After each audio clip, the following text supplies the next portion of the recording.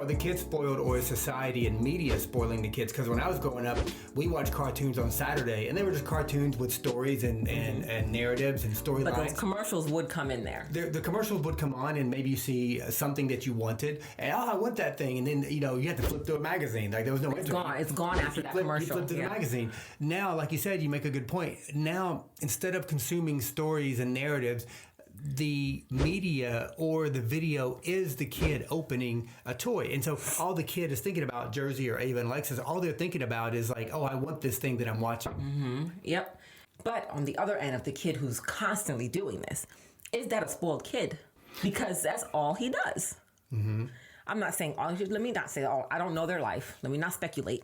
As far as content, whether it be once a week, twice a week, that is what he does. So if on a weekly basis, this person, I say he, she, whatever channels there are opening, playing with new things at least once a week, is that child spoiled now? Absolutely.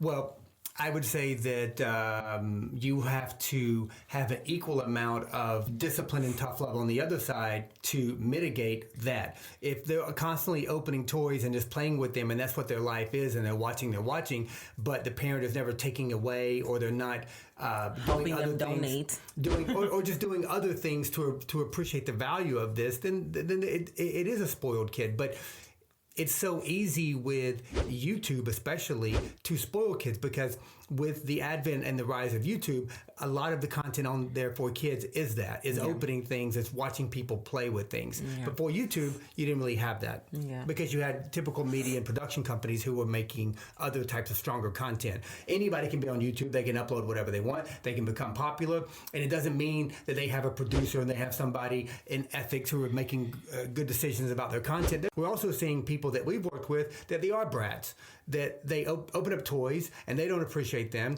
and they live that life, and the mom and dad are out of control. They don't know how to tame the kid, so because they don't want to lose that that income. Well, yeah, and the mom and dad also have shiny object syndrome, so they're just constantly on their phone. Like they might have the addiction to their Instagram or YouTube, and like how am I being viewed?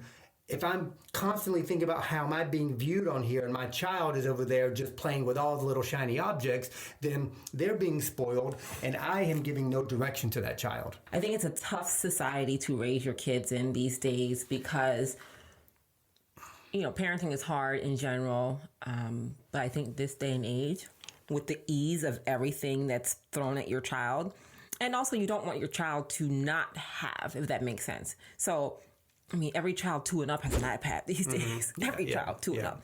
So you don't want your child to not have that iPad, so to speak. But then that iPad now presents other things that this child might want because of the videos they watch. Some kids, like, they don't necessarily have family channels. They have completely kid channels. Mm-hmm. And those kid channels are dedicated to new things.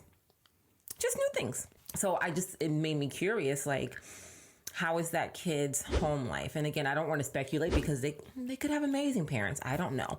Some of these people, I don't know. So I can't speculate. Some of them we do know. And we don't need to speculate. We just know. Right. But there's a lot of brats out there. There's a lot of brats. There's a lot of crappy parents. And I don't have to mince words about it. Like, you don't need to. Like, why be nice about it? Yeah. There's a lot of crappy parents. We're good parents. We're great parents. Not because we're great and we're arrogant, because we try really hard. Because these are issues or things that we are concerned about. Crosses our mind. That makes us great. Just by caring enough to have the awareness of saying, let me make sure that I address this or have this on my radar. Because I want my kids to have a great life. Mm-hmm. I want them to have the things that I did not have. But I want them to appreciate those things. Yep. That is a fine line that I, as a parent, must draw and make sure they don't cross over. Yep. I want to give you these things because when I was growing up, we didn't have the money to do that. Had no chance to have it, yeah. Yeah, when I was growing up, and I've said these stories before, and people always say, when you were growing up, it's like it's a long time ago. The kids are like, oh, when Dad was growing up, he didn't even have pants. Yeah, when I was growing up, we only had sex to keep warm. That type of thing. I don't think the kids say that, though. They don't say that. I don't say that. I hope they don't say that. Then I'm definitely taking away their iPad if they say that. They don't say that. But when I was growing up, I remember that we were so poor that the Salvation Army gifted us toys for Christmas. And I remember that because I remember they were involved, and I remember that they were posed off as like Santa toys, that type of thing. But I know that they were from the Salvation Army because we had no money. But I remember loving so much this little Nerf football that basically you could get now for $1.50, $3. Like Just very, got very jersey cheap. one. Yeah, a little Nerf football. But I remember I got one of these one year, and I just like I fell in love with it, and I slept with it. It was like I loved it. I had it in my backpack. I would take it. I would throw it to myself. I would be out there just. But that was throwing like it to myself. the top tier toy back in that time. No, it was still a $5 toy. It was. I'm just saying, as far as the newness, $5 or $2. That was like everybody had a. It was a big deal, but I'm saying I got that, and then like maybe a couple other things. This day and age, I also will go and just like, oh, there's another football. Let me grab that for my son.